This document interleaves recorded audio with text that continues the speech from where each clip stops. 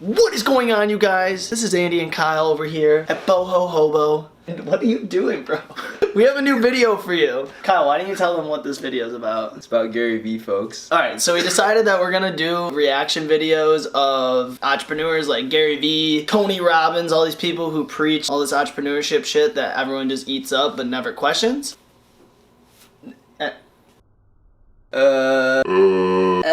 So yeah, Andy and I were gonna delve deep into YouTube and pick videos that are about personal development, entrepreneurialism, creativity, and like creating your own content, and giving our personal reactions and perspective and insight onto whatever video that we are highlighting. Yeah, it's gonna be just an honest review. What we have to say, honestly. Honestly, it's honest. We're just gonna give our opinions, our insight, because I don't think enough people react to these people in a way that is insightful, but also maybe questioning what they're saying. It's gonna be deep. It's gonna be deep. The first one is a video we did back in May, and it is September now, so it's been a little while, but we're coming back to old content, as Gary Vee would be proud of us for doing. So I hope he watches this and enjoy. You want me to give you a huge secret, just you and me right now? I'm actually gonna give you something remarkable, for real. You ready? Just, you crazy, bro. I know, dude, I knew I was giving you something. E-Rock, I hope you guys are filming this. You got your perspective. I just wanna be happy. Your perspective. Yeah, they made all my pastors. Yeah, coming up from last place. Cause my God got me waiting. Arms in the safe, sharks in the tank, bars on the window. About to go and give this talk at Conductor's annual event. A lot of SaaS companies do these events where they bring their clients and want to bring them value, and that's kind of what I want to do in my talks. I just want to go there and just bring value. This is not about VaynerMedia or anything else. It's like, how do I bring the most value? And that's how I do it with content, that's how I do it on stage, that's the mindset, so I'm ready to go.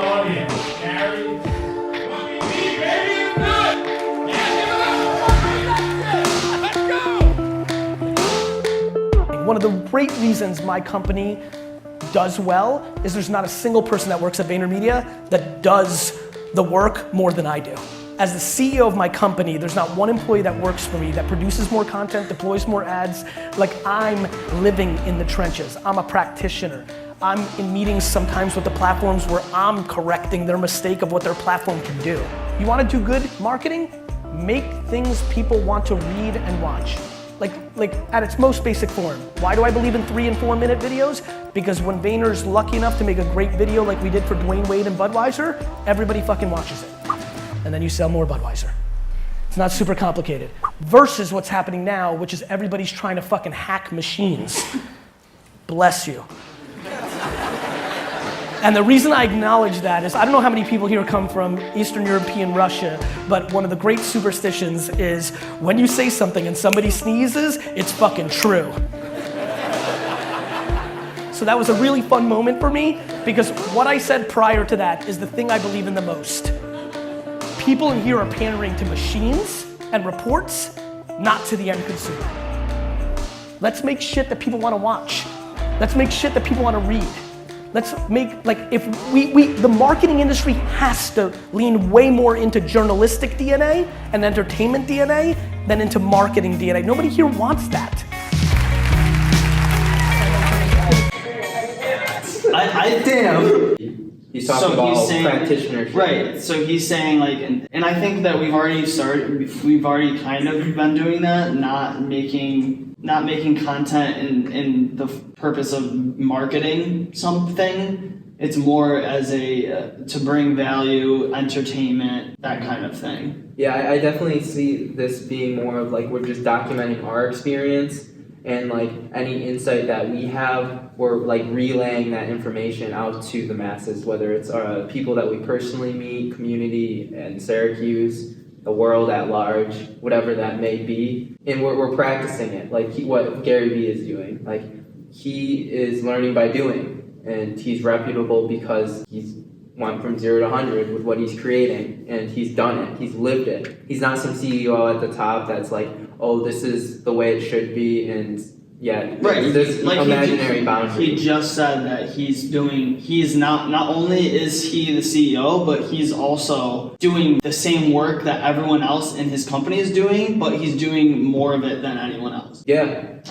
Literally, yeah, he's fucking firing on all cylinders. I mean, and it's hard for me to personally relate to that because we are the only two people doing this right now. So obviously we're the only two doing the work. I guess it's more motivational For in that us, sense. Yeah, but like I just like the point he made about not making content to be marketing, but doing it more for that bringing value and entertainment. Like I think it comes down to like, would you want to watch an advertisement or would you rather watch a video where you might get some insight or get a laugh?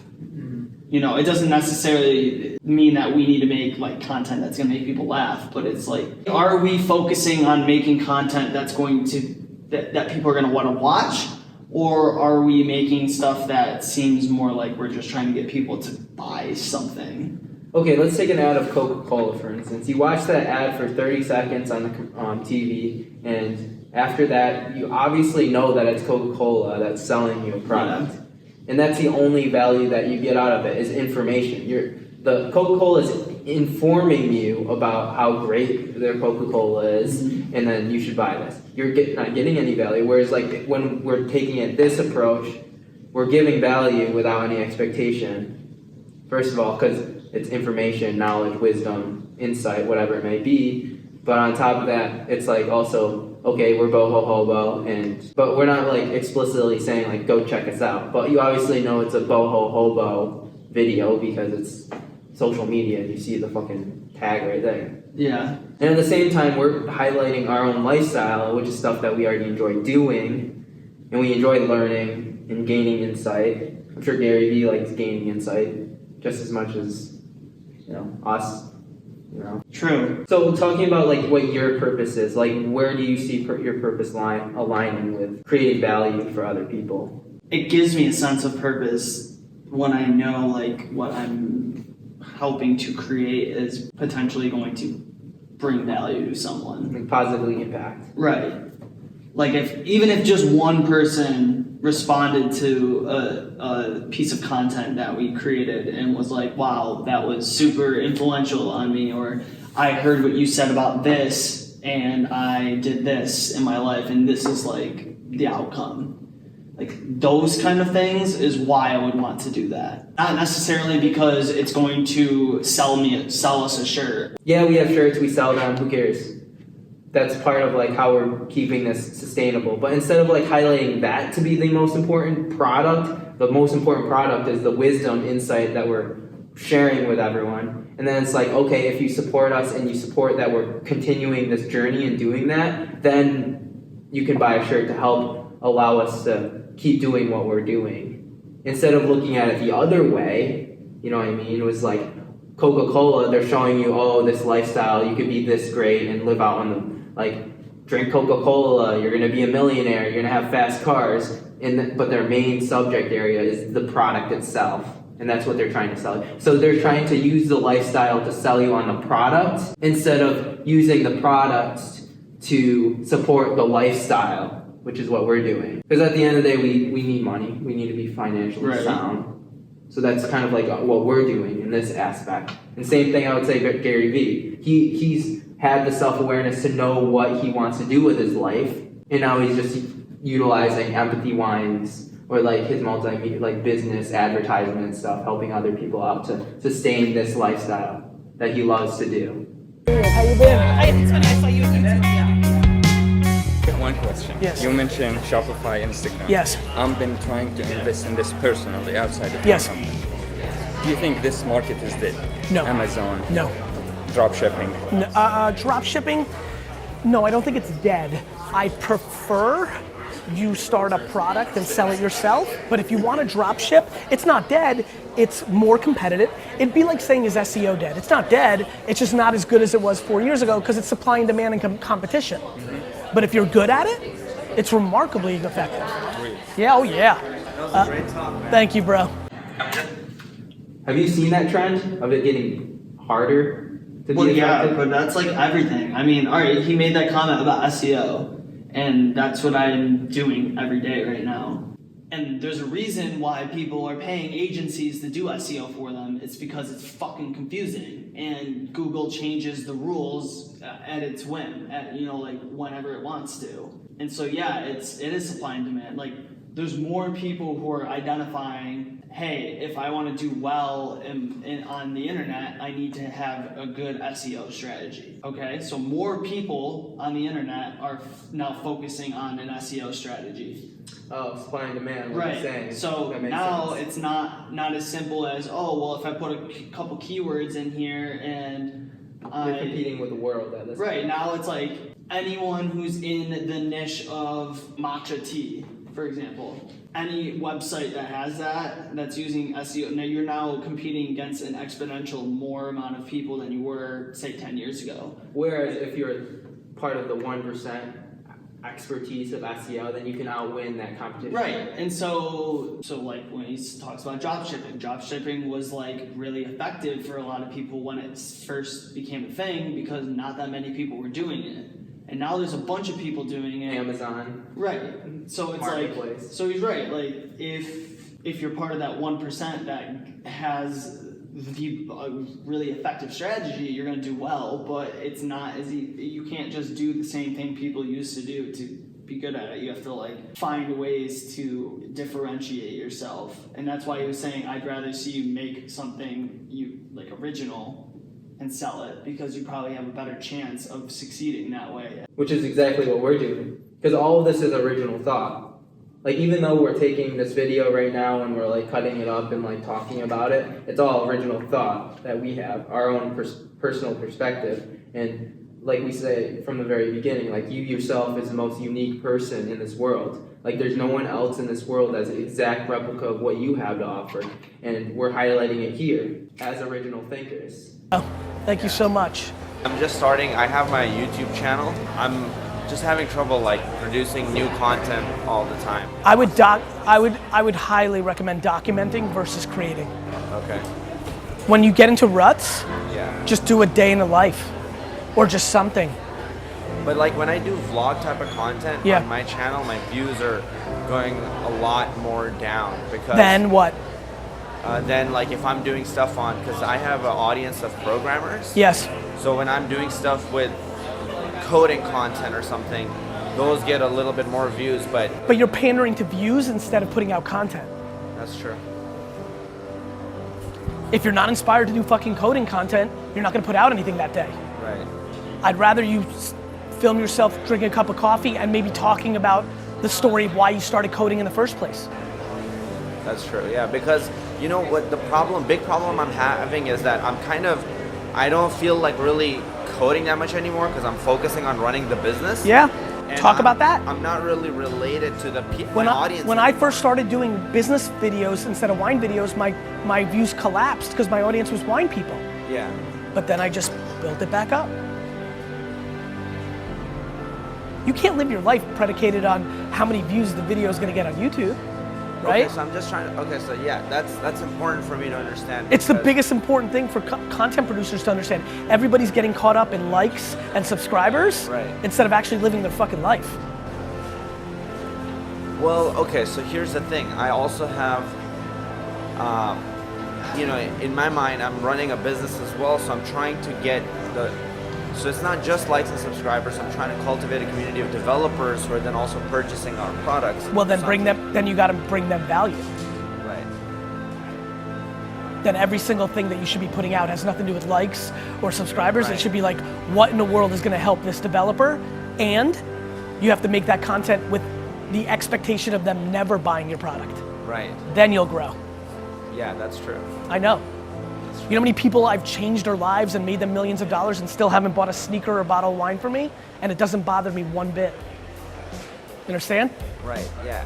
Thanks, I appreciate that. You got it, bro. Take care. First of all, fuck. I've like watched a lot of people ask him questions before, but that one was really insightful to me. I think it's hugely insightful. I think the idea of, for him, this person in particular, like coming at him with, oh, this is my hustle, this is what I'm doing, but I'm losing a sense of purpose in it. And why is that happening right now? Well, it's because you're allowing the audience to value you based on what you do, not who you are as a person. And I think, okay, yeah, maybe at the start, if he goes off and does his own personal content, he might lose views, but at the same time, people who do tune in are tuning in because that's what they want to hear, is his perspective. And then later on in the long term, if he grows in this, he's getting valued for himself. Not just because he's a programmer, but and he's not becoming enslaved by the program. Right, it's not pigeonholing him to only making programming content or no content. And he's doing it for the purpose of being himself. So this brings me back to kind of the discussion we're having about us. I think if anything, even if we don't post this to the world, just like edit this and then rewatch it for ourselves. Like, so we're right now we're trying to figure out like what's an effective strategy for us to be putting out video content while still being ourselves. Right. That's valuable. But that's also going to help us become better filmmakers. And people in general. Like, we're gaining insight and knowledge.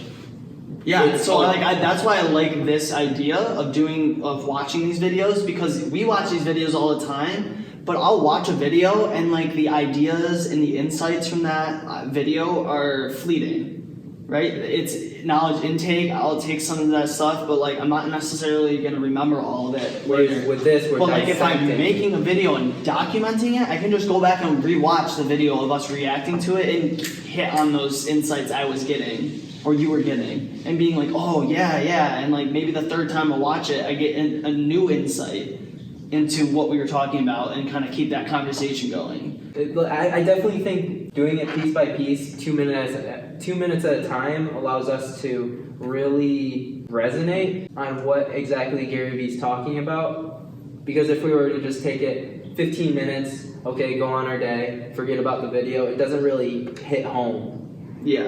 It doesn't like internalize into your mindset. You know what's interesting? He was saying you shouldn't be making your videos predicated on the idea of someone even watching it, right? There should be. I always say that's always like my motto is like there's no expectations. There's never any expectations, right? So if we're gonna make these videos, it shouldn't be for the expectation of people watching it. Because then we're doing it for the wrong reasons to begin with. Right. We should be doing it because one, we're getting some value out of it by just watching this, right? Like right now, just by watching Gary Vee talk right now, we're getting value. And then talking about it, we're getting more value because we're making a conversation out of it. I think the fact that we're getting value out of it, like I always think of like karma, like balance and stuff. And like if we're getting value out of it, then if there's this like balance of power, then maybe the viewer on that end is getting some value on it because we're getting value on it. Right, and I think that, so like say we make this video, edit it, make it somewhat worth watching, at least for us to rewatch it, you're like, yeah, you know, it actually wasn't bad, the production of it wasn't terrible, and then just start posting them on, at least on YouTube, right? Yeah. Just having a channel on our YouTube that's just these videos. And there's really no pressure on us, at least. I think don't this is want good. to- I think we should post this because It's authentic. it's authentic and it's just like it's literally a video of us coming up with a new idea that we want to do, and it's just us doing it. Like, remember the first podcast we did and we posted that video up and it was just us talking about why we wanted to start a podcast? It's gotten over it's gotten probably like 200 views or something. Let me look at this. And like we were doing it for our own sake. And then it ends up impacting. Right, and like look at us now, where we literally have BINDLEism and like we've been consistently posting podcasts. Yeah, that first episode got like 108 views on YouTube. I mean, we don't do that well on YouTube because we only have like 30 something subscribers, but 100 views to me is still like that's 100, potentially 100 different people or who consume your content. yeah. So, but again, I'm still on the we shouldn't make content for the expectation of anyone watching it. but I still want to make content that people, if they do watch it, would be encouraged to actually comment or engage with it. And this is a great format to welcome people into that I think ideal so. space. Yeah. Because like, it's hard though, because like, okay, yeah, if they comment and say like, oh yeah, I really liked your insight about this here, how can we integrate that into our show or into the video? Potentially have them on as guests if they really have a lot to say. Or maybe it should be like them giving us, oh, you should watch this video and talk about this. Okay. Or I really liked what you thought about this. This is what I think. What do you think? And kind of like responding to people's comments in the comment section, but also like talking about it in the next video. Or does the conversation only live in the comment section after the video's been made? Or like how can you keep that conversation going into the next one? Okay, so we're making Gary Vee makes a video. We have a reaction video to his video. Someone else makes a video in regards to our reaction video. So Well, that's the joke I was making the other day. I was like, I want to start making reaction videos to people's reaction videos. And then like, it could just be a chain of reaction videos of reaction videos. I could see that being a thing. Be like, yeah, so I just want to start this show off by saying that today we're going to be making a reaction video of someone else's reaction video of a reaction video of a video. It's a it's a like reaction videoception. That's like Rick and Morty. It's just like multiverse of reaction videos. Oh, you know what we should name this video? How to start a reaction video, or like creating your own authentic reaction video. Literally us just like, all right, we're just gonna try this out, basically, and we have no idea how this is gonna go. I feel like that's how the podcast went, though. We did like 10 episodes of the podcast before we were like, this is what we need to do. This is how the format should be, where it's gonna be the most effective. And I think it worked because I think more people started listening to it after we started interviewing people. Yeah, definitely. It's evolving. Yeah, it's interesting. But yeah, I like what he said, like, so that makes me feel better about making a video like this. Because we're documenting. Whatever, we're finding insights, we're talking about it, and then we're making it. So I think like the next video we would do of this wouldn't be as much about us like justifying making the video. Because I feel like that's what we're doing right now. We're just like, we're reacting to it, but we're also like reflecting on it. We're like, oh yeah, this is justifying why we're doing this. Which kind of makes sense because we did that with the podcast. So then people can see the process of the thought idea. Remember what he said, like, Clunky 1.0. yeah, well, yeah, first of all, just being like, having a really clunky 1.0 of anything. But also he was saying, well, I'm finding it hard to content create every day. And he said, well, I'd rather have you just be documenting rather than creating. Right? Yeah. And so right now, like earlier, I was like, I really wish we were doing more videos because we haven't in a while. And this is something we would want to do naturally. Yeah, I would totally be down to just be like, all right, well, we're not creating, we're just documenting. We're literally watching some videos, reacting to it, and talking about it, gaining some insight, trying to start a conversation with anyone. Right, yeah. Okay, Gary Vee, what else you got up your sleeve?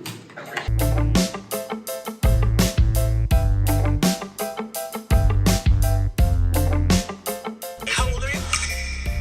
27. You got fucking time. Of that one comment where it's like, Gary, I'm 97, you got time. You got time. Right? Yes, I saw that. I'm 96 years old. You got time. It's true, though. In theory, unless you drop dead that second, you do have time. He's still like, yeah, you have like a year left. You got time, bro. You can figure it out. Hey, Ruggup, do we have Virginia's phone number? Do we have her phone number? Yeah, I think I could probably find it. Great. Can you text it to me? Yeah, if I can find, are you gonna like call her or something? Is that what we're trying to do? No, I'm gonna get it from you and just leave it in my phone. That's right, figured. Cool.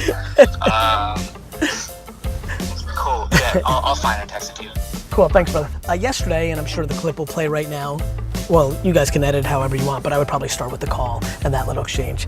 And now as I say this, then play that exchange. If you quit tomorrow, I'll make you a promise. If you quit tomorrow, I will personally, I never do this, I will personally heavily shout out your business on social to get you 50 clients you would have never had. I will too. But you must quit tomorrow. And you have to prove it to me. And now come back here. Yesterday I had a great call with a wonderful woman from Pennsylvania, Virginia, and she promised me that she would quit her job today. I genuinely believe that this is the best decision of her life for happiness. And I also secretly know that if for some reason she does quit and then the economy fails or something disastrous happens, that I will feel so much guilt that I will personally make sure that I de-risk all the risk of her doing this. So I'm gonna try to call her right now and make sure that she has, in fact, quit, which she probably at 11:14 in the morning East Coast time hasn't yet. Probably thinking about doing it at the end of the day. Or maybe she wanted to just get it over with. Or she's not planning on doing it at all. What she doesn't know is that I'm focused on it. I think this is completely unethical. Personal opinion. She's not gonna be able to duck me all day. No voicemail, just keep trying. You have reached Virginia Hauser of Gray House. First of all, you don't pick up when Gary Vee's calling.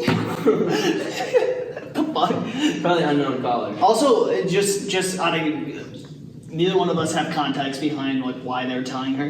He's saying it for her happiness. I'm assuming it was because she has like a side hustle that she's been like trying to put all of her effort in and make it sustainable, but she's working a full-time job that she hates and it's taking away from it. That's what I'm assuming.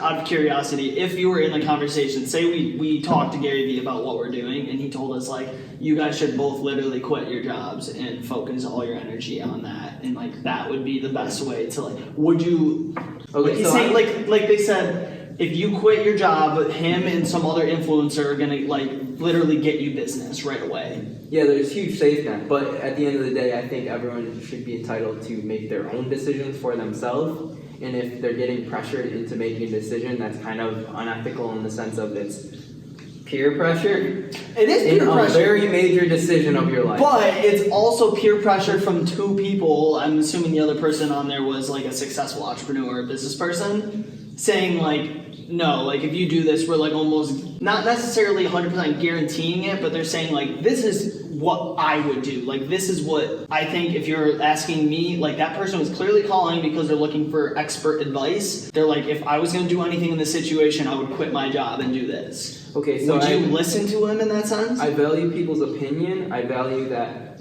that's what they did, their personal experience, and they're giving you the best advice. I wholeheartedly trust that Gary Vee is coming from the perspective of he wouldn't tell her to do that unless he thought it was like worth doing.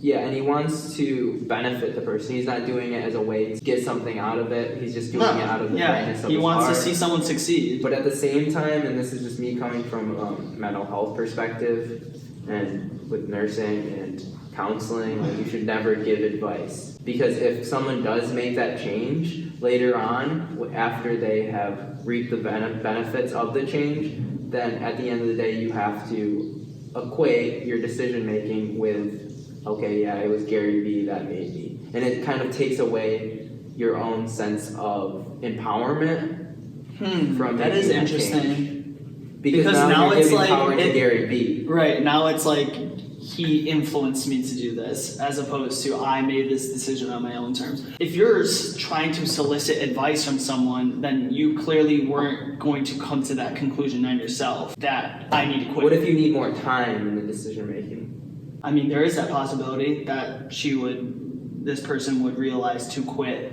in time, but he gave her a benefit. He didn't say you have to quit. He said if you quit, we will help you get business right now. That's a good point. He never forced her. Right. He was just saying like what I would do if I was you to be happy and succeed is like I would quit, and he's like, and then we would help you get some business to more or less incentivize you quitting. That's a good point. Yeah. I think with all Gary Vee videos, I always low-key play devil's advocate against him just so I can see a different perspective. Because when he comes off and he says things wholeheartedly, it comes off in a way that that's the only right decision you should do. I don't even think, me as an entrepreneur, I don't even think entrepreneurial discipline is the way everyone should be doing. This shit has its ups and downs just as much as any other job. And I mean, which is funny too, because I think people who aren't even entrepreneurs watch Gary Vee. Because it's entertaining. Entertaining. I think it just fills them, they're like, oh, that makes me feel good, and like it makes me feel like I could do anything. Yeah. And then, like he said, less than 10% of the people who actually watch this stuff actually do anything with the content. Yeah. So that in itself is kind of interesting, but I agree with you. I think if you just take everything that he says at face value, then you're doing yourself a disservice. Take everything with a grain of salt. Right. And I'm not giving anyone advice that they should follow even that perspective. I mean, do whatever you think is right, but I just saying, like, in my opinion, I like that idea because it just makes you question I know, like, parents are always like, why are you always questioning stuff? But I think if we don't question things and just take things at face value, that you're just gonna believe anything, like that's not smart, in my opinion, to just believe everything that's told to you. But that's just how things kind of pan out when a system is created. That there's, I wouldn't say majority, but there's a lot of people that just follow the system because the people who created the system, they create it and then people follow. If you have everyone questioning the system, then the system can't run. Yeah, and I mean that's the thing. Like even though we say that right now, like, you know, you're not telling people that you should question things, but it's like we are questioning things because of this reason, that we're trying to see things in a different perspective and try to see, like, is he actually right though here, or, you know, what do we actually think about this? But at the same time, it's like, in this scenario, he is an expert in entrepreneurship, so... But he's not an expert of your life. Correct. So, again, that comes back to the context of that whole conversation we didn't hear. So... Virginia, not Victoria.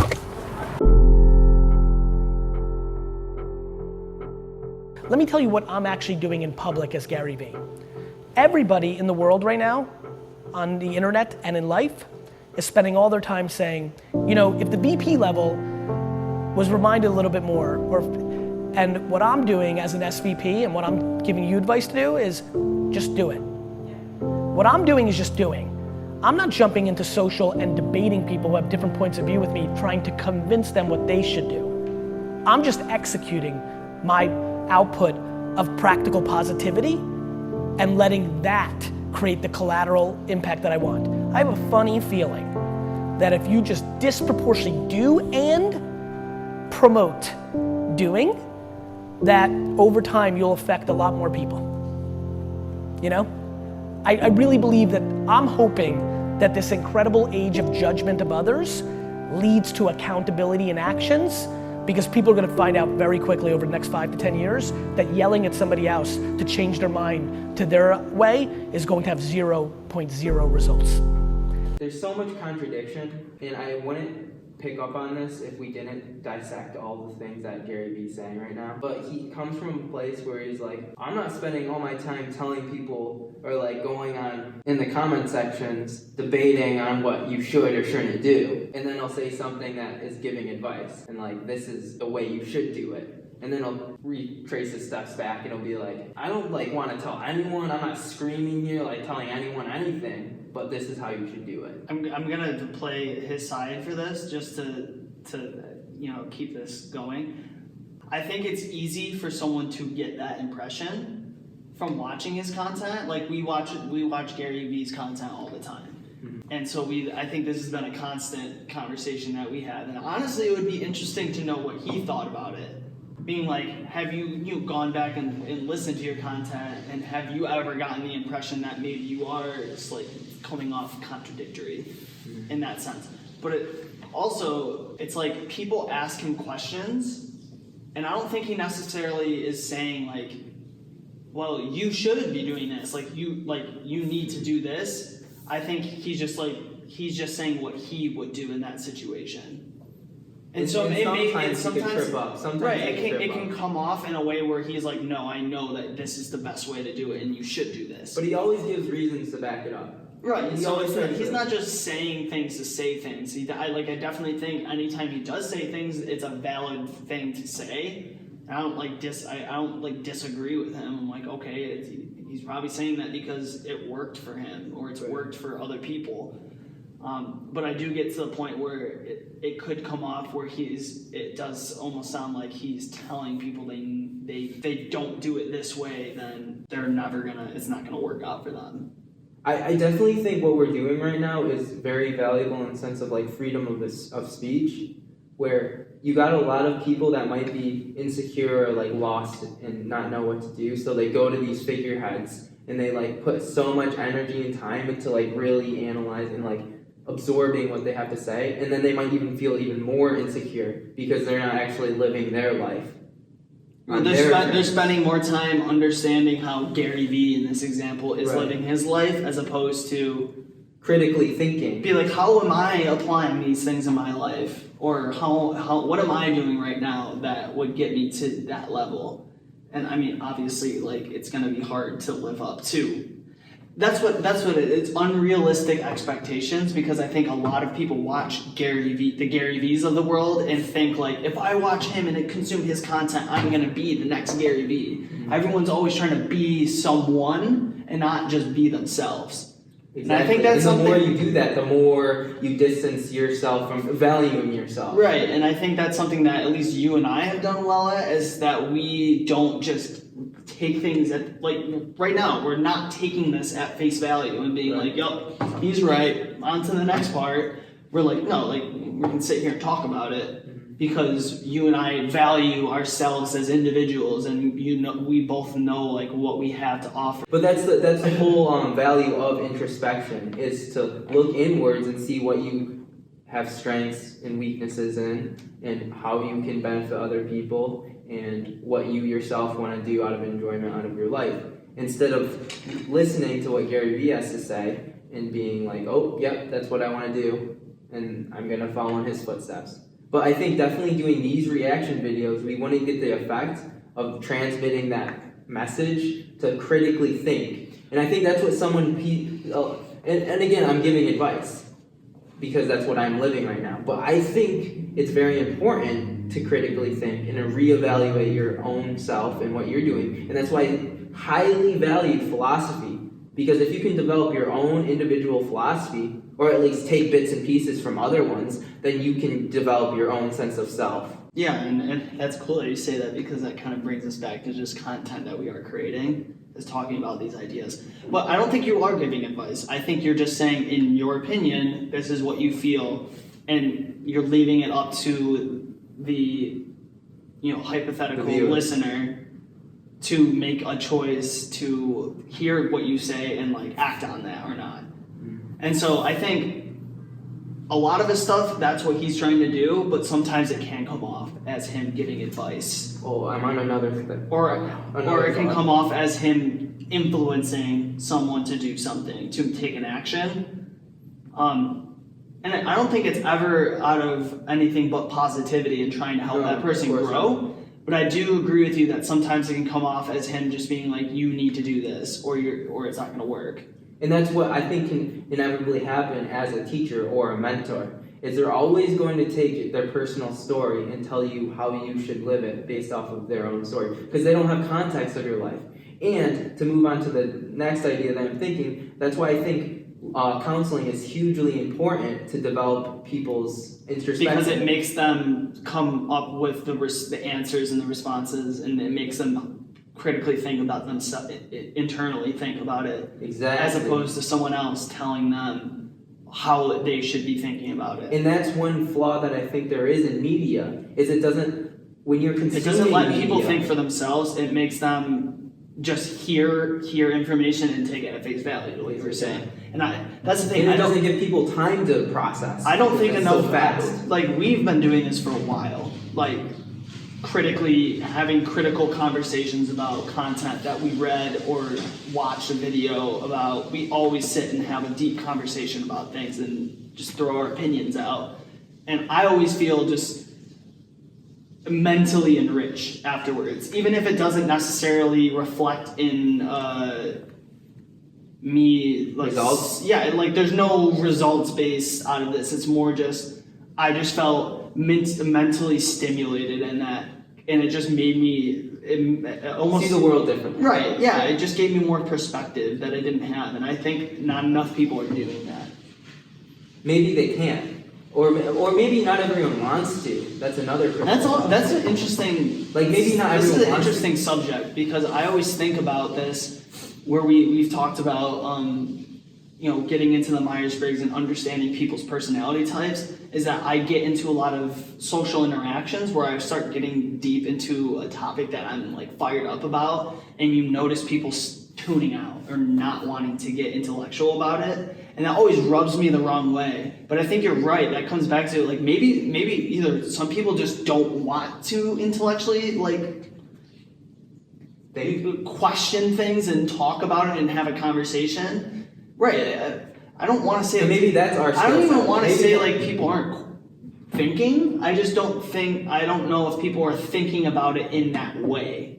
Right. Okay. Like just because they're watching it and not questioning or having a conversation about it doesn't necessarily mean they're not thinking while watching it, but they're not thinking about it the same way, I don't think. The hard part too is in America they stress the importance of thinking, I think, in knowledge and like learning. And so if people aren't accustomed to that style of viewing the world, and maybe not everyone is accustomed to that style, but if they're not doing that, then they feel even maybe insecure that they're not doing it that way. And maybe that's just something they just don't value as a human being. We shouldn't make people feel bad that they aren't critically thinking, because maybe they have other skill sets, like they're good at crafting, they're good at welding, they're good at like flipping houses, like other skill sets. Maybe it's like we're bringing value into just like everything becoming more balanced in terms of we're all in this together kind of feel. And so maybe that's our thing. Yeah. Maybe it's just how can we distribute this content and get it in front of the right people. I kind of had that insight a few months ago where like I was constantly studying philosophy to try to figure out my purpose in life, but maybe just the act of studying philosophy is what I enjoy doing.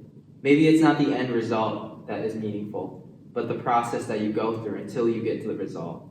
And hopefully, if I want to continue pursuing philosophy, that maybe I'll never get the end result. And maybe that's a good thing, because then I'm constantly allowing myself to critically think. Isn't that the idea? I feel like everyone always studies things with the expectation of there being an end result, of there being an all-encompassing answer. I don't really, at least in my opinion, from everything I've learned, I don't think there is an end answer.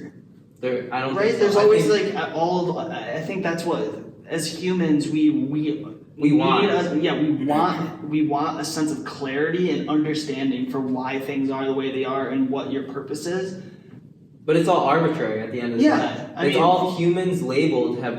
Humans observe the world simply, and we place labels on what we are observing. But who knows, an alien that comes here and re-observes, they could come up with a totally different law of how the universe works. Right, well think about this, and this is even something that Gary Vee talks about, wanting to leave a legacy. Okay, that's still arbitrary, because one, who's to say that the human race is even going to be around for another couple hundred years? For all we know, in 200 years, every piece of content, every idea that's ever been had by the human race could literally be wiped off the face of the earth and gone forever. And it would only matter to us that it got deleted. No one else would no other thing, energy, whatever, what have you, would care. That's kind of hitting home on the Rick and Morty episode where they like blow up the planets, and like literally the big planets that are blowing up the planets literally don't give a shit. They like see it as just like some meaningless talent show. Yeah. I think at the end of the day, everything's arbitrary except until we have our general understanding of it.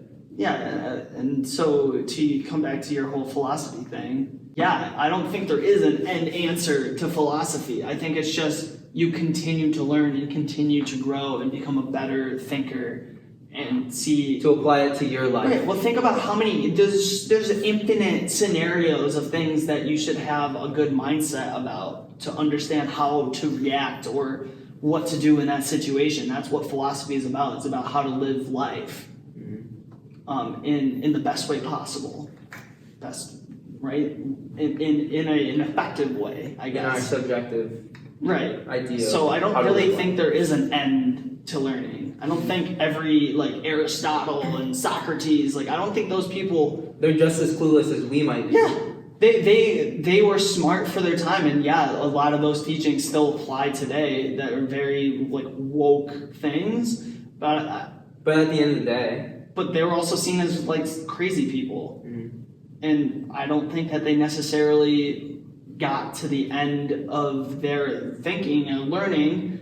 I mean, think about it. They were technologically so disadvantaged. We have so much more access to information than they ever had. True, very good point. And they were coming to those conclusions. So like think about the exponential like knowledge growth that we can have now with the technology. We could argue to say that Gary Vee is more wise than Socrates was, just by the mere fact that we have internet. You know? I mean, in terms of financial success, yes.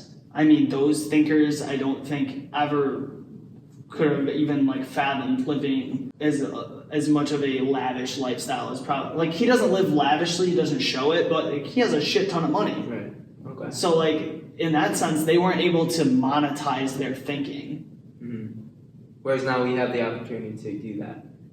True, but also they weren't necessarily living in a capitalist society, so and that's conflicting too. It brings up the question too of like what is wisdom, right? Because if we're conservative thinking, we're saying that there's levels to it. That's like my personal bias maybe on like what conservatism is like there's instead of everyone being equally wise and like everyone has their own perspective, like maybe a conservative would see it as like, oh, you're this level 1 wise and then compared to level 90 wise. But maybe I think it's all again. arbitrary. Like people place labels on everything instead of just valuing any knowledge for what it is. Like I hate that.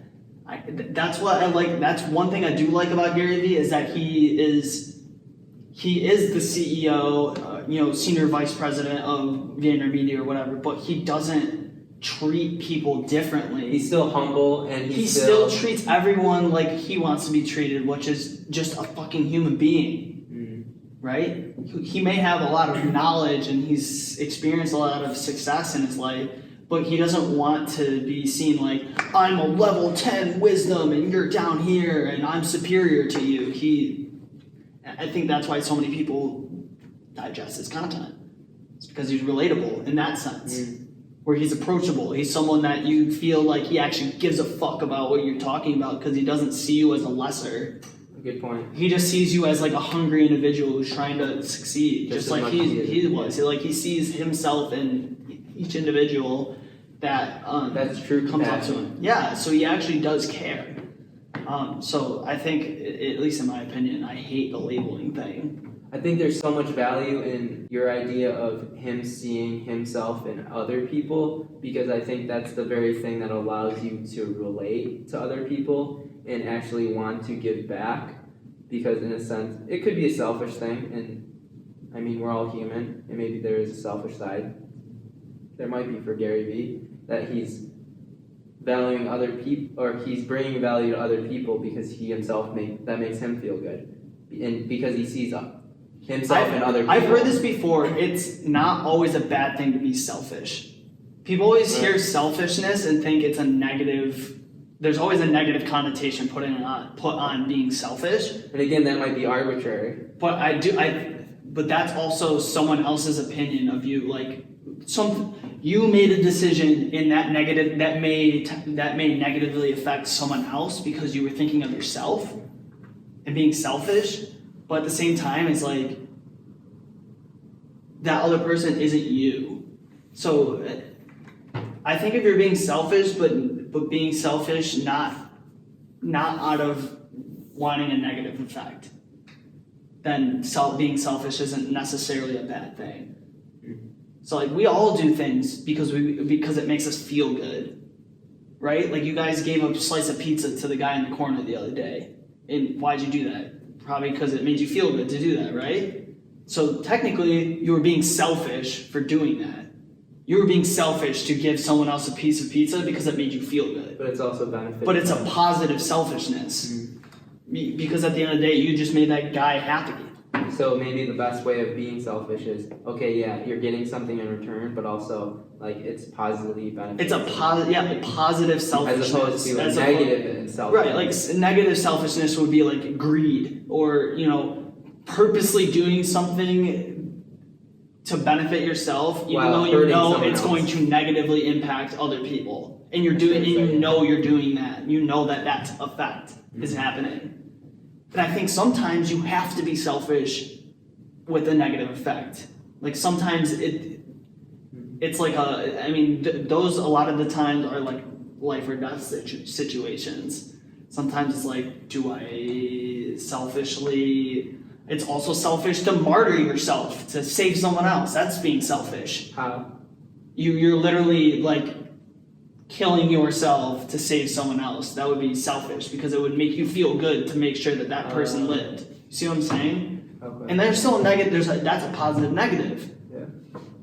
So selfishness is a very weird. Whereas like we view subjective, maybe like suicide, for instance, like the difference between seeing someone as suicidal and someone being a martyr.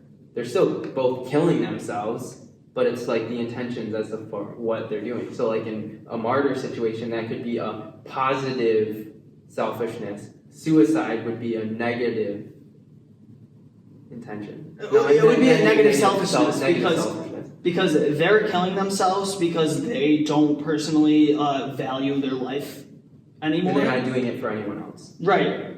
But they're negatively affecting all the people around them who love that person. Because it's going to end up making them feel like shit. And they're going to be like, what the fuck, and blah, blah, blah. That's such a like perspective shit, like how you perceive the world. Because like it's the same situation. Literally, it's just subjectively different. Because of both instances, someone's dying. Someone's killing themselves. But like in one area, we're seeing like, hooray, they just killed themselves to save ourselves, to save everyone in humanity. And then the other one, oh, well, he's just selfish, like he just killed himself. Yeah, like how selfish of him. The hate. Yeah. Dang. But it's literally the same. But it's arbitrary. It's all fucking arbitrary because all that negative or positive selfishness is other people placing a label on something. In my opinion, that was negative or that was positive. It's like, who fucking cares what you think, first of all? Like, as we're talking about our... I know, like, literally, like, everything we're saying right now, who gives a fuck? Like, who gives a fuck what Gary Vee says? Like, it's all people placing a label on it and saying this is... And it's groupthink, too. There's millions of people that love Gary Vee, so it's toxic in the sense of, like, it captures other people into wanting to, like, consume his content. I mean, that's how ideas spread, though. Damn. That's how any religion, ideology, societal, like, structure, that's how all of that shit works. It's all groupthink. Good point, yeah. Because an idea is... Oh, I had this insight the other day.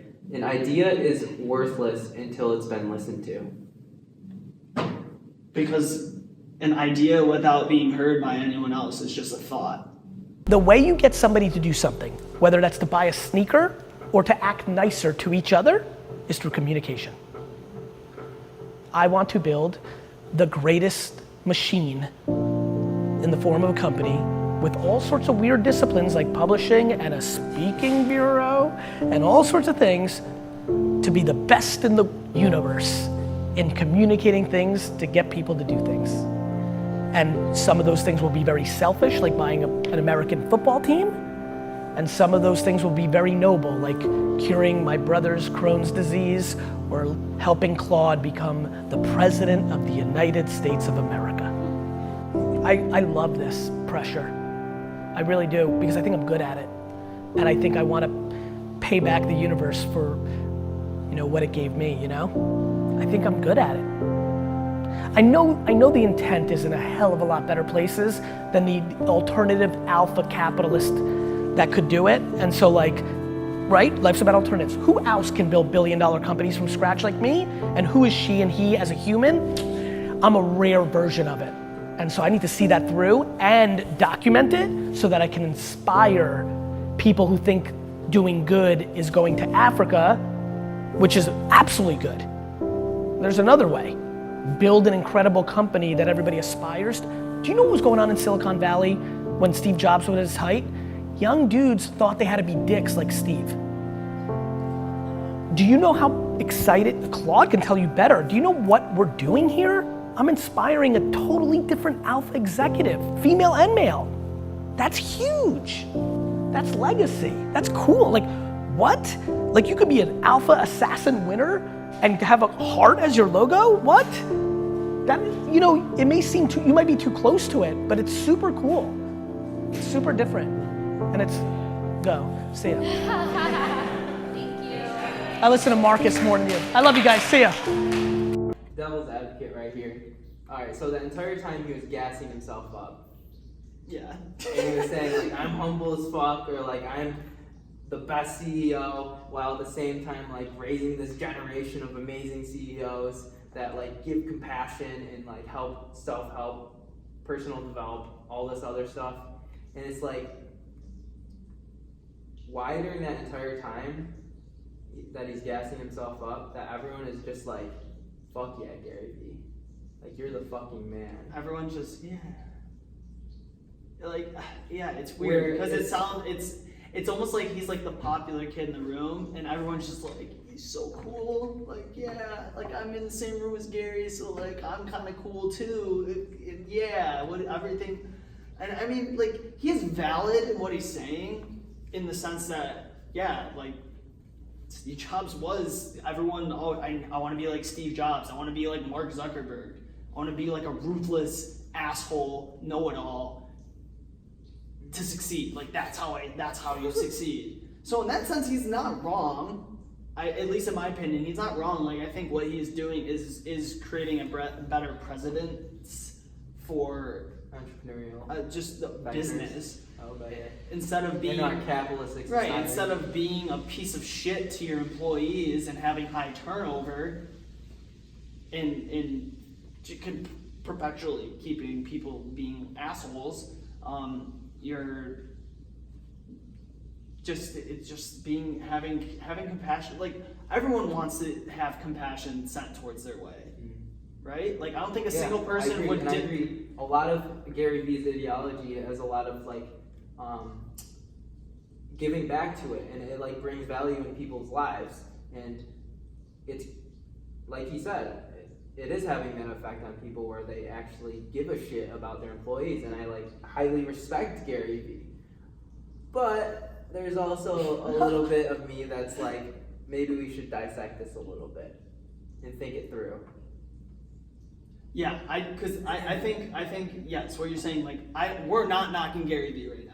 We're not, definitely not. We love Gary Vee. Like if Gary Vee was to listen to this, I would hope that he would listen long enough to understand that we're not just sitting here like, fuck Gary Vee for like letting his ego shine through and like gas himself up. But it's like, you know, the context of what he's saying is true, and it's cool that it is cool. I agree with you, but it's the idea that all those people in the room aren't contextually breaking down what he's saying and thinking about it a little bit deeper. Yeah, they're just saying like, oh yeah, everything he's saying is cool. And another thing too is like, it's giving him power. I don't know how much power, but in terms of his ego, it's giving him power. And it's like, with power comes great responsibility, kind of thing.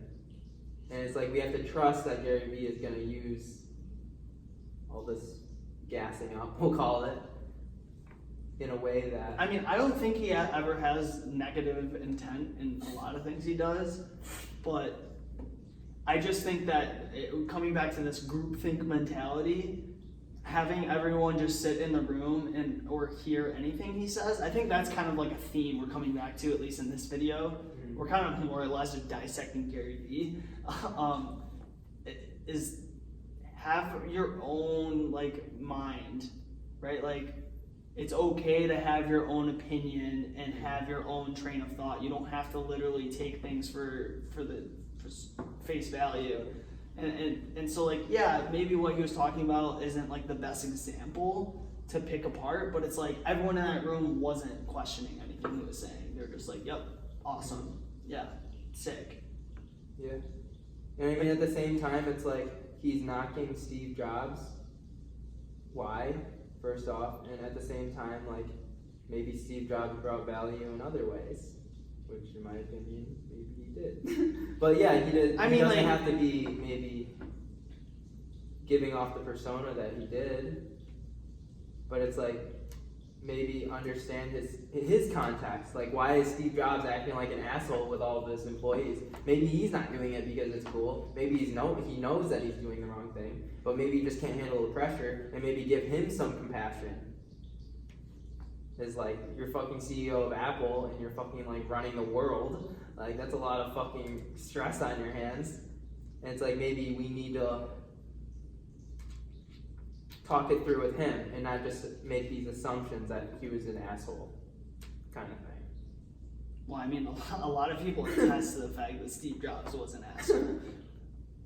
But maybe he was. But suffering. I think maybe he was suffering just as much as the artist on the street is. Well, that's what. When it comes down to it, everyone's personality, all the characteristics that they exude, are usually a byproduct of how they were brought up, the life experiences that they had that make them that way, right? Like, I think everyone has the ability of being a compassionate person and not be a dick to everyone. But usually it comes down to like that high school bully or whatever, or the grade school bully. It's like those people aren't actually shitty people. They usually are acting out that way because they're suppressing something else that's happening in their life that no one knows about. And I think that maybe only through deep understanding. Right. I think so. I think at the end of the day, like, more people just need to be more understanding of everyone and not necessarily be like hypercritical for people. I mean, I do believe. Well, it's judgment. It's judgment. Yeah, I do. I honestly do believe in evil, though. I do believe in people just genuinely wanting to be a shitty person, like, because maybe chemical imbalance or whatever it may be. I don't know what it is, really. I mean, I think at some point there's like a line where it's just like there's no justification for being this way. Mm-hmm. Right? Like, at this point you're clearly just trying to negatively affect people. And I don't think Steve Jobs was like trying to convince people to be an asshole CEO. It's just what happened. Right. I think we could look at Gary Vee though the same way and just be like, oh, it's just what happened. Yeah, but he's clearly saying like he's doing this for that, partially for that intention, to bring it up. Where I don't think Steve Jobs ever once said, I'm being this way because I want new entrepreneurs to become CEOs that are assholes like me. Right. So that would be one thing I disagree with him, where it's like, yeah, maybe his influence caused that, but I don't think he was intentionally trying to make that happen. Also, I love the fact that we're like looking at this from so many different perspectives, because if I were to watch this video, I would have got to the end of the 15 minutes and would have been like super fucking hyped, and then like, oh yeah, rah rah rah, let's go in tomorrow with this mindset of like, just do it kind of thing. Because you're falling into the groupthink mentality that we're talking about. Mm-hmm. That everyone that listens to this content is probably just like, it's motivational. Yeah, well, I mean, I guess at the end of the day, that is the end goal. That's the purpose of why this is getting distributed. That's why so many people listen to it, because everyone's just buying into it and not questioning it, and they're just like, yup. I mean, because it's free motivation. It would be interesting to go through the comments and see if there's any negative comments in there. Typically, I mean, there is, I'm sure. But yeah, let's weigh out like the percentage of negative, positive. But yeah, it's okay. So I guess what I'm trying to say is, you watch it, and if you're just like consuming it on the daily, you're watching it for the intention of motivation. But here, the intention is critical thought, like freedom in thought, Right. in a way. Yeah. And it like brings on a whole different way of looking at it, and we're enriching ourselves, but in a whole different kind of way. I feel like to people who they listen to this, we might just come off as just assholes. There's like, who are these fucking assholes? Like, with the audacity to go question Gary Vee and like pick him apart. But Yeah. I think everyone should have people critically thinking about the things that they're saying. And that's not to say that we think that everyone should be that way either. It's hard because it's like you want to preach your beliefs and you want to speak your mind, but at the same time you don't want to be like, yeah, fucking just do everything that I said. Or like think the way I think. Obviously we're gonna edit out things to make this a watchable video, but I think we've at least hit on several themes. We're like, one, like, maybe critical thinking is a good idea. This is a good intro video because it's like setting the stage almost as like what, like you said, the themes that we're gonna be hitting home on. Yeah, Like I critical mean, thought. I think every video, well, one, I think critical thinking is just gonna be a theme throughout. And obviously, depending on the video we watch, we're going to have different reactions and different insights. But I do like the idea of trying to just watch anything and think of it in different perspectives. Playing devil's advocate. Yeah, making it more of a conversation. That's how you make anything that anyone says into a conversation, instead of it just being, this is fact, this is how it is. Yeah. Which I think a lot of the content Gary Vee makes influences that kind of perspective, where it's just everyone watching it isn't really necessarily making a conversation out of it. They're just like, well, Gary Vee said this and it was really motivating and I did this. Instead of Gary Vee said this and this was my thoughts on it. Like this is what I think about the way he was saying this. What do you think? And I feel like it's so good for us to express ourselves authentically because we're gonna have disagreements. And then it's also the being able to witness the disagreement to happen and then finding resolve, or still valuing your opinion while me placing my own opinion on you and being like, no, that you're not right, dude. Or like me at least trying to be open-minded to understand what you have to say, even though I disagree. We're having we're setting a state. This is interesting because this is a problem politically, at least right now. We have this issue of a huge divide between ideology. And really, like, one thing I think of value that I want to bring, that I've always talked about is, or at least like internally, and maybe this is coming back to like that value, like what I want to bring is bridging that gap of the divide. Like ideology. There's not enough of it right now of people trying to bridge that gap of differing opinions and trying to find middle ground. And I think by having an open discussion here where we're disagreeing, we're clearly like agreeing, and maybe like, yeah, you're like, I'm trying to just play devil's advocate, but at the same time, like, you may actually think that, like, I'm sure some of the things you've said so far. I'm thinking it because it's coming out of my mouth. You're not just saying like, whoa, like, I'm just gonna, like, I don't actually think this, but like, I'm gonna say this. Like, you're saying it because you think it. You can't think of something and say it and not think about it. Literally. All I'm saying is like, we're proving that you can literally have a debate or like just and keep it light. It's just about having conversations. Like, take what you want out of it.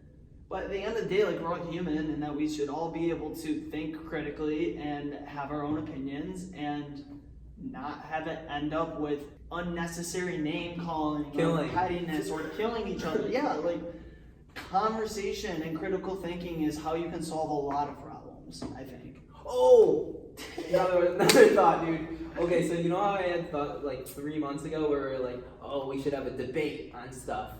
And like we should bring in independent thinkers and like have them debate things. This is kind of like what we're doing. I like this better because it's not like let's debate about religion and It's science. not clear cut. Yeah, it's just like let's just watch some content and pick it apart. Let's just think critically about it, and at the end of the day, be like, you can take whatever you want out of that, right? Like we're not asking for anything. We just had a conversation about it. We tried to think critically about something and make a discussion out of it, and hopefully like it brought value somewhere or another to someone. Like maybe it'll make someone think differently about the way they go about something or whatever. In a maybe like more understanding way. Yeah, what if Gary Vee listens to this video one day and he's just like, damn, these kids, how long have we even been, how long is this video? Like fucking an hour and a half. If Gary even had an hour of his day to watch this video of, two Joe Schmoes talking about his video that probably has like 1 million views. But if he did hypothetically watch this video, maybe. Yeah, DailyVee 553. This is how we get found, bro. They'd be like, these kids made this video. These kids, we're not even kids. We're adults, right? Adults. Kids for life. I'm 23 years old, still definitely. All right. That's why I love, listen, this is, actions over words. I'm very much a good guy and want to like do a lot of nice things, and I'm also want to buy the New York Jets. Like, I have a question. This is just a thought I've always had about Gary Vee. Now that we're just on this Gary Vee video, so I think I'm just gonna do this at any person who's like the center point of the video. Right. Do you think it ever gets annoying for the people around him to be like, you're always talking about yourself, bro? Like, yes. Like imagine D-Rock, he's a filmer. All D-Rock has done is just consume Gary Vee. Yeah, and all the people in the company itself, they're constantly editing his videos for him. Like imagine, take this small scale. There was someone in your high school that was going around just like preaching what they had on their mind, and he's ordering everyone else to make videos based on what he thinks. But the only reason why you're doing that is because you're getting a paycheck out of it and you're able to develop your skills doing it. I mean, we're not saying like he's not influential or like that he's not saying valid things, but it's like, is he always is every situation in his life sitting and just talking about himself, like bringing it back to... And no wonder why he loves his job. He gets to talk about himself all the time. Who wouldn't want to do that? You know what I mean? True. And have millions of people be like, you're the fucking shit, bro. Like, it's easy when you're on top in that. I'm sorry, Gary, but that's just like, I was just sitting here watching this video. Like, does this guy even give a fuck about what he's saying right now? Like, he's just sitting there, has to listen to Gary talk about himself. But at the same time, he probably has so much fucking responsibility and so stressed out that I don't want to breed entitlement, but like maybe he does deserve that sort of like glorification if he's allowing this entire generation to shift in thinking and like creating this multimedia production company that like is influencing millions of people to be a better human. I don't know. It's just a thought to be had. Like, yeah. It's good to think though about this different. It's just hard because like all of his videos are showing him talking, which makes sense because he's making content, but it's like, and we're doing the same things. Right. It's just hard. Like I don't see Gary in real life, right? I'm not actually watching him in real life. This is only the things that they want to show. So like, I want to see him in situations where someone else has the spotlight. Like, what is he doing? Does he always have to put input into stuff? So like the true sign of a good person is how they react or how they exemplify themselves when they're going through pain and suffering. Like that's a true sign of character, perhaps. Wait, you're saying it's pain and suffering if you're not the center of attention? Maybe for him. Like how would he act if he was just working as I don't want to say any examples because I don't want to put down any other, but like what if you take any form of idea in your head of like low status and you take that person and and replace it with Gary Right, Vee. like someone who doesn't have the clout or the expertise or whatever, and put him in their And shoe. how would he act being that person? And I think that's a true sign of character. Well, I feel like he would come back and be like, well, I'm a hustler and blah, blah, blah. So if I was in their shoe, I would just do all the things I've already been doing and just hustle my way up to the top. But then at the same time, you would question, why do you love your job? And those are all the benefits that he's listing off. What if you had none of those benefits? What do you mean? Okay, so he's I'm saying losing you a little bit. you're saying he's a hustler and he's in the trenches and working his ass off, and there's stress in that. But at the same time, ask him, why do you love your job? And then you list off, oh, well, I fucking am influencing a bunch of people. I'm like leaving a legacy. I'm creating a community. What if you had none of that? Well, I mean, there was a point where he did not have all that, so. And it'd be interesting to see how he acted. True. I would wonder, like. Behind closed doors. Even, he True. never talks about family life. Well, yeah, he does that on purpose. True. But like, it would be interesting to hear from his wife's perspective. Yeah, I would be. I know, like, Of what Gary Vee's we're like. getting probably a little personal in terms of his life and, like, really picking him apart right now. But He's a great guy. I'm not questioning that Gary Vee's not a amazing, awesome person. Like, I doubt he would be doing all this and preaching this unless he was like truly living it. But it would be interesting to see how he is behind closed doors. Like, is he always like this? But is it a front? Like, you never know. Should I even care? Does it even matter? What is the meaning of all of this? Like, where am I? But just entertaining the thought, and I think we're seeing a general. It just brings you back, critically think, because again, seeing the good and the bad and different perspectives, and thinking the worst, thinking the best, and just picking it apart. The Steve Jobs thing. Most people were like, Steve Jobs is awesome. He's up on stage talking about Apple. He's such an awesome dude. I want to be like Steve. But it's like, behind closed doors, you hear these stories about how Steve was a piece of shit a lot of the time.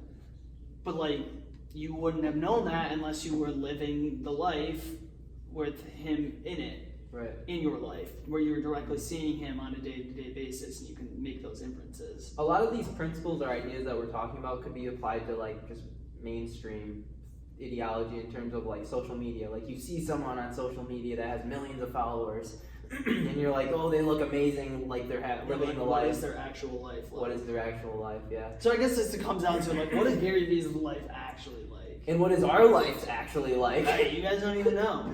Boom! You wouldn't even realize the shit I see all the time. My life's actually pretty wild, at least lately, so. Why? You're enduring so much hardship. Hardship. I don't know. I think everyone's life is crazy. Yeah, even his. Well, yeah, his life's probably really crazy. I don't even know where we're going with this right now, but like, let's get back to it. You can have, you can be, you know? And I think that's where people are getting caught. They feel like you either have to be an alpha businessman and kill everybody, and ruthless and terrible, or you need to be a hippie. And I'm like, why can't you do both? Like, why can't you succeed by being good and being a good person and being a good operator and successful? It's kind of like how I think about athletes. Athletes are allowed to be really tough on the field, trip you and rug it back, you know? And then when the game's over, how's your family, share jerseys. But business people, that's how I think about it. When I'm making business decisions, I've gotta win.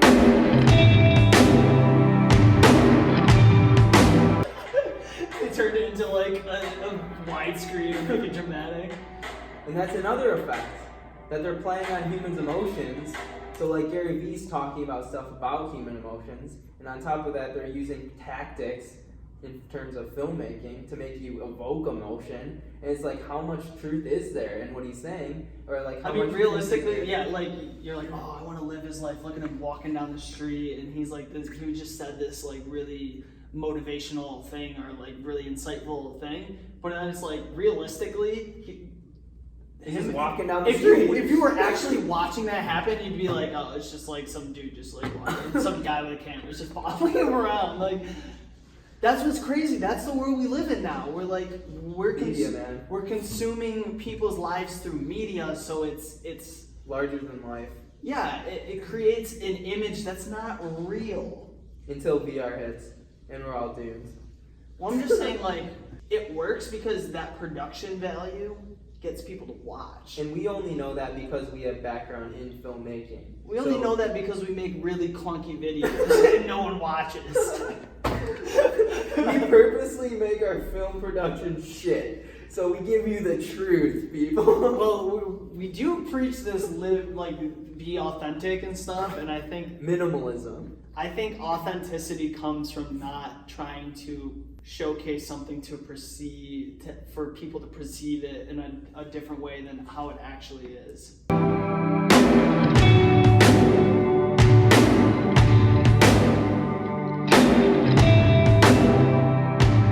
I've been dying to ask you this question.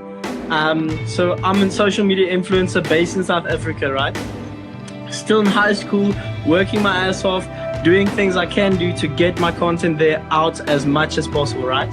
Yes. And one of the questions I was dying to ask you is that how do I take it to the next level? I've been collaborating with all of these brands. I've been keeping on putting out content, but I want my content better. But even though I'm still in high school, I still have to attend school, still have to attend classes, still have to do all that type of stuff. How do I keep on doing this and taking it to a higher level, bro? You want me to give you a huge secret, just you and me right now? I'm actually going to give you something remarkable. For real. You ready? Put it up. Start making content that you know won't do well on Instagram and YouTube. That won't do well. That won't do well. Why? Because the number one mistake that everybody is making right now in the entire world is they're trying to take their content to the next level, and they think that means more likes and more followers. And I think the next level is more truth and more experimenting. Definitely. Just, you crazy, bro. I know, dude. I knew I was giving you something. E-Rock, I hope you guys are filming. So what you're saying is this right Monkey here. 1.0. So this. Be authentic. Thank you, Gary. You see, we are listening. Are we actually listening though? Because we did this before watching the video, which is kind of like fucking my head up right now. That literally, like that last clip ties in everything. Literally everything that we're living by, and we didn't even realize it. And not to gas us up. Because we're actually smart and we did this before Gary told us, so yeah. No. Oh yeah, bro. But authenticity, man, and we talk about this a lot, but no one can be you. Super cliche, but there's a lot of truth to it. Supply and demand in a business sense. You're the only one out of billions of people in the world. So something that you can tap into that's unique to you, maybe that's what you should be doing, because no one else can replicate that. That's so wild to me that he just said that. I'm literally sitting here thinking like, dude, this video is probably gonna just do shit. But we're sitting here just having an open conversation, we're just being authentic, and like literally it's not gonna be this fancy video either. But we have to look at the intentions of why the viewer is viewing this. It's not for the sake of the production value, it's just for us. And maybe or curiosity. Keeping it minimalist allows you as a person get value for people are valuing us as humans. They're watching this because they support us. Maybe in this video they're supporting the guest that was on it. There wasn't even a guest. But like you know what I'm saying? Yeah, like the people featured on it. It's like Gary Vee, he could be totally faking his whole persona, but the audience is now viewing his fake persona instead of they're valuing his fake persona instead of just valuing him as a person. Well, that's what I'm saying, that how he's being perceived through the video is not true. Right. And I don't know if that's necessarily true. I mean, I don't. You add all the frills with media production, like maybe it's just decreasing the truth. I guess what I'm saying is like, it's hard. Like it's hard not to make judgments. I mean, think about it. This whole video is us judging, making judgments on someone that we've never met before, that we've only... While at the same time we're preaching non-judgment. So I think maybe we should just like try to get a meeting with DailyVee. And then you would know for sure, be like, hey man, like we made this long ass video about a video you made, and it's hard to know what's real or not anymore. Good point. And until you actually because sit we're down sitting and here, have a because private we're conversation. sitting here and having like this, you should question things, but it's like, I'm sure Gary is actually pretty much what he's showing, but it's like hard for me to know for sure because of how media and everything is. You've never seen Gary Vee in person, right? No, I've never seen him. Neither have I. So the only exposure that we've had to Gary Vee is through the internet, through media distribution. So who knows, like, this internet could all be a lie. Alright, maybe we're questioning a little too deep. I don't know. Are we bringing value at this point? We're just giving everyone an existential crisis. Is Gary Vee even real? Are all these people even real? Are these events real?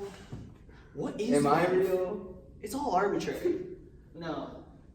Can we please wrap this up? I hope he's at least proud of us for making a shitty video that no one's gonna watch. But it's true. It's just... You heard it here first. He told us, like, without us knowing it, he told us to do this. He told the world to do this. Create absolute shit so you have zero expectations, so that when you do go to inter-person events and you meet people, people think you're actually like better than what they're seeing on the media.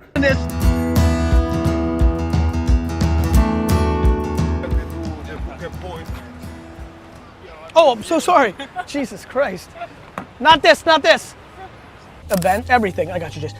I was thinking about everything in, this is Jason putting on his seatbelt because Avi told him to. I like that. That's the best moment of the, wear your seatbelts, kids. All right. In the front in New York. Lou, I thought I had 74 Luka rookies. In the safe? Lou, what's the safe password? Don't say it out loud. Not for the camera. You want to explain why there's a safe sheet? The fuck was that? I'm not gonna remember that. We could change it. This is my safe. We're done. Fucking I don't even know what's happening right now. I'm ordering more shelves. I have 5 Jackie Robinson rookie cards. Those are Jackie Robinson rookie cards. But going Americana on it, hot dogs and burgers on the grill, 2 o'clock, you know, a little, you know, cornhole, a little wiffle ball, Jason. You see where I'm going with this? Hot dogs, burgers. There's just something funny about bringing Jason into the conversation. You see where I'm going, Jason?